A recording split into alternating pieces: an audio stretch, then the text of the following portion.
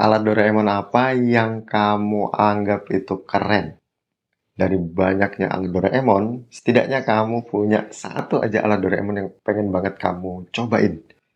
Kalau aku nih, aku pengen sekali nyobain yang namanya Konyaku Penerjemah.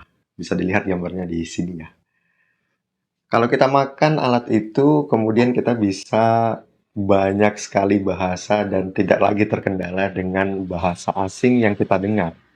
Kita bisa ngobrol sesuka kita sama siapa aja. Dan menariknya sama alien juga bisa. Nah, ini kan menarik nih. Bisa aja sama binatang juga. Konsep Konyaku Penerjemah ini sebenarnya kalau di dunia nyata itu ada tiga konsepnya. Apa aja konsepnya? Konsep yang pertama itu dipasangi chip, ya, chip yang kecil, kemudian dipasangnya di otak, sehingga waktu kita mendengarkan bahasa asing, chip tersebut akan mencoba mengubah fungsi otak agar paham bahasa asing tersebut. Itu konsep pertama dari Konyaku Penerjemah yang di dunia nyata ini kayaknya lagi diusahakan. Belum banyak datanya, hanya saja itu konsep fiksi. Konsep yang kedua adalah Konyaku Penerjemah ini dianggap sebagai Google Translate yang nantinya alat itu langsung nyambung ke otak. Bedanya apa? Bedanya kalau chip yang pertama itu ditanam di otak. Sedangkan kalau Konyaku Penerjemah dari Google Translate ini, itu masuk dulu ke Google Translate-nya, baru disambungkan ke dalam otak. Atau dikirimkan langsung ke dalam otak gitu ya. Ini mirip seperti kalau teman-teman tahu hearing aid atau alat bantu dengar bagi teman-teman yang tidak bisa mendengar.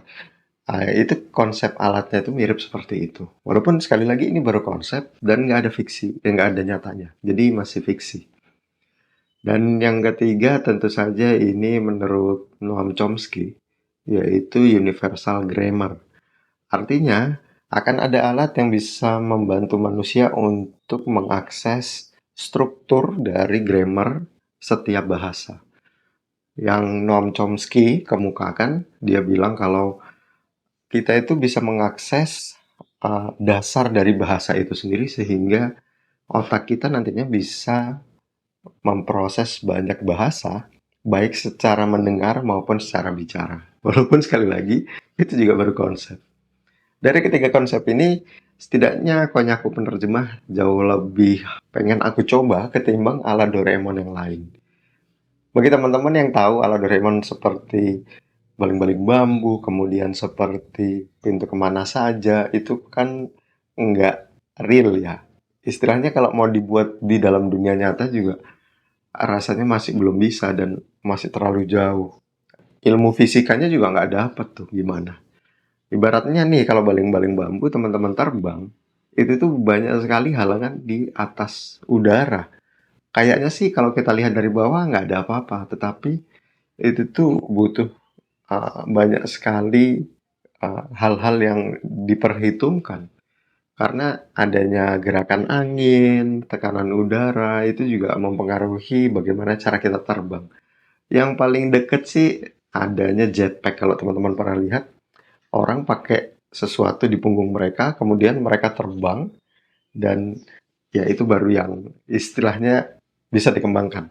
Butuh alat yang cukup besar di punggung yang harus kita bawa dan ya seperti alat astronot gitu. Tetapi kalau bentuknya baling-baling bambu cuma ditempel di atas kepala, kemudian terbang, rasanya nggak ada.